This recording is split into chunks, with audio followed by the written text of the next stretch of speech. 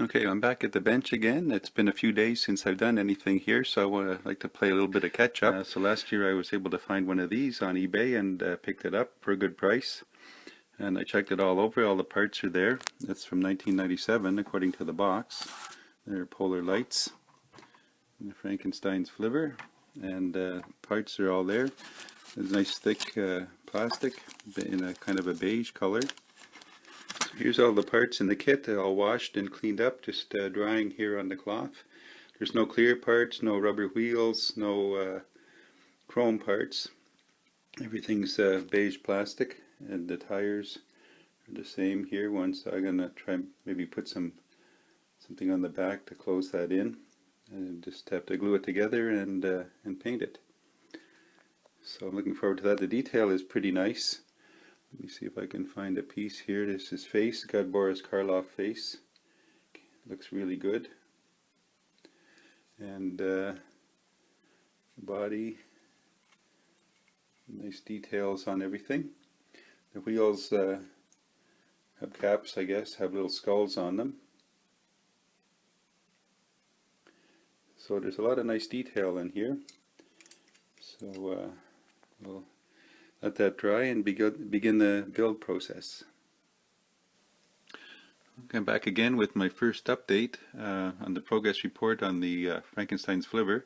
I've got the sub-assemblies done. I've got his head just mocked up here. Got his arms on and body together. Got a little bit of putty in the seams there.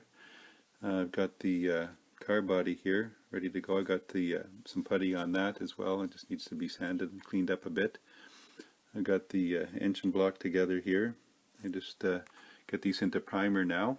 I got the wheels and the frame parts here together, ready to be primed. And his hood scoop and the engine air intake scoop and his legs there. So we're going to get some primer on these and start choosing some colors. I'm back again for a quick update. I've got all the parts in primer. I've got the dark gray Stynylrez primer on the body parts here, black here on the window frame, a little bit of light gray on the cobweb. The light gray here is Vallejo primer, and the black primer here is Stynylrez black primer. And this here is the Vallejo light gray primer as well. So everything's in primer now, and I can begin coloring. Some will be done by hand and some will be done with the airbrush. Okay, well, I'm back again. I've got a bunch of painting done, mostly just by hand, brush painting. Got the body here in the brown, the satin black and gray on his shirt there, different tones. I've got the smoke and fire painted on the exhausts here, and flames. I got the body here in the brown metallic paint. I've got this here in brass and silver and the wrought iron, it's called. There's sort of a greenish black paint.